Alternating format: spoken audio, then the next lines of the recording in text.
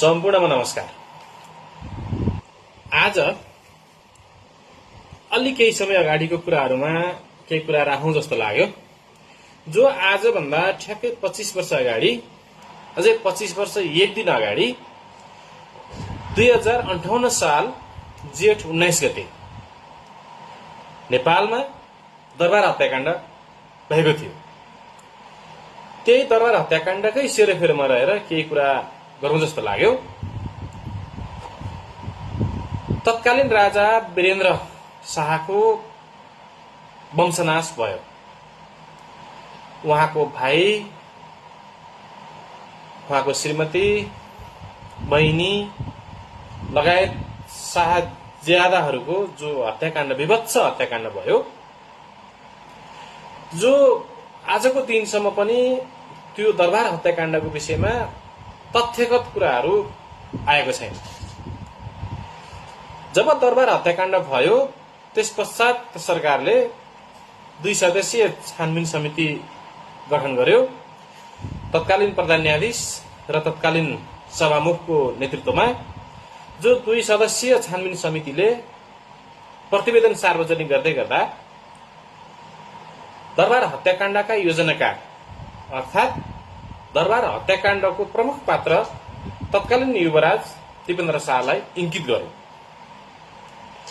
जो दरबारमा शनिबार बेलुकी 7 बजेदेखि उत्सव हुने प्रचलन रहेछ, भोज भतेर हुने चलन रहेछ।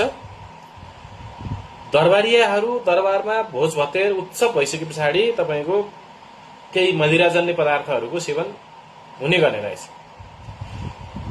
जो तत्कालीन युवराज दिपेन्द्र शाहले आफ्नो प्रेमिकासँग बिहे गर्नको लागि आफ्नो घर परिवारले इच्छा नदेखाइसके पछाडि त्यसको रिसको झोकमा सैन्य पोसाक लगाएर जहाँ आफ्ना परिवारमाथि गोली चलाए भन्ने छ र आफूलाई पनि चलाए गोली। वीरेन्द्र शाहको हत्या भइसके पछाडि अचेत अवस्थामा रहेका, कोमामा रहेका तत्कालीन युवराज दिपेन्द्र शाहलाई त्यति बेलाको दरबार सचिवालय अथवा सरकारले राजा घोषणा गर्यो र केही दिन पछाडि दिपेन्द्र शाहको पनि मृत्यु भयो। तत्पश्चात ज्ञानेन्द्र शाह यो देशको राजा भए।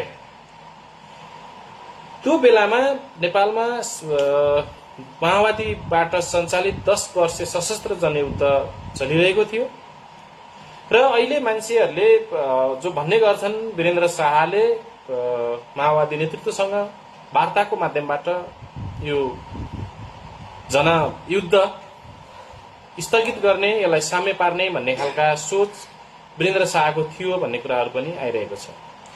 सरसर्ती वीरेन्द्र शाहको स्वभाव आज पनि नेपाली जनताले सम्झिने गर्छन्, जो शान्त, सरल र मृदुभाषी थिए भन्ने कुराहरू पनि आउँछ।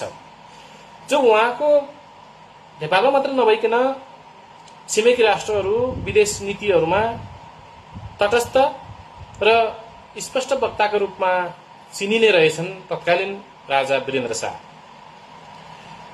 त्यसरी नै अगाडि बढ्दै जाँदाखेरि जब ज्ञानेन्द्र शाह यो देशको राजा भइसके पछाडि 10 वर्षे जनयुद्ध एउटा बिन्दुमा पुगेकै अवस्था हो र ज्ञानेन्द्र शाह पनि लामो समय शासन सत्तामा रहन सकेनन्, जो आफ्नै कारणले दरबार छोडेर जानुपर्ने अवस्था आयो।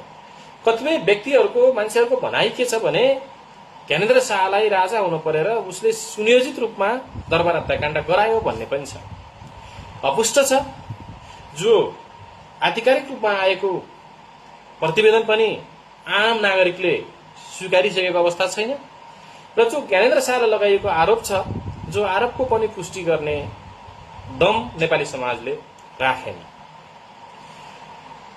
जो आज भन्दा 25 वर्ष अगाडिको कुराहरू स्मरण गर्दै गर्दाखेरि यदि दरबार हत्याकाण्ड हुन्थेन भने आज के हुन्थ्यो?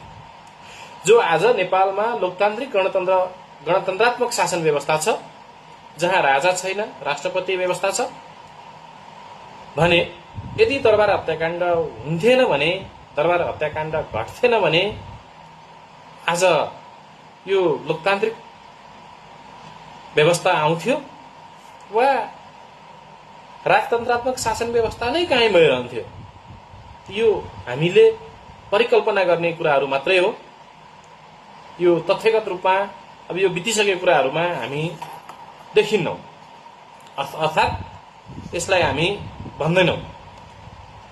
यो आज यिनै कुराहरू जति बेला दरबार हत्याकाण्ड भयो त्यति बेला म र मेरो उमेरका व्यक्तिहरू हामी सानै अवस्थामा थियौं र यति याद छ जो दरबार हत्याकाण्ड भइसके पछाडि रेडियोमा एकहोरो आवाज बस्थ्यो, समाचारहरू आउँथे, यस्तो भयो उस्तो भयो भन्ने कुराहरू मात्रै आउँथे र त्यति बेलाको राजाको शासन व्यवस्था कस्तो थियो, जनताले अमन चयन कस्तो थियो भनेर जो मेरो उमेर समूहका व्यक्तिहरूले प्रत्यक्ष रूपमा भोग्ने, त्यो विचरण गर्ने र त्यसका विभिन्न पाटाहरू केलाउन सक्ने अवस्था थिएन। र तिनै कुराहरूलाई फर्केर हेर्दा जो आज 25 वर्ष पछाडि जो दरबार हत्याकाण्ड भएको 25 वर्ष पछाडि फर्केर हेर्दा केही मनमा लागेको कुराहरू, केही तथ्यले भेटेको कुराहरू उजागर गर्न मन लाग्यो। र सायदै नेपालमा यो लोकतान्त्रिक गणतन्त्रात्मक शासन व्यवस्थामा अब कुनै पनि यस्ता खालका हत्याकाण्ड नदोहोरिउन्। जो जननेता मदन भण्डारीको दासढुङ्गा प्रकरण पनि रहस्यमय अवस्थामै छ र यस्ता खालका गतिविधिहरू नहुन् भन्ने हाम्रो कामना छ। धन्यवाद। यति नै।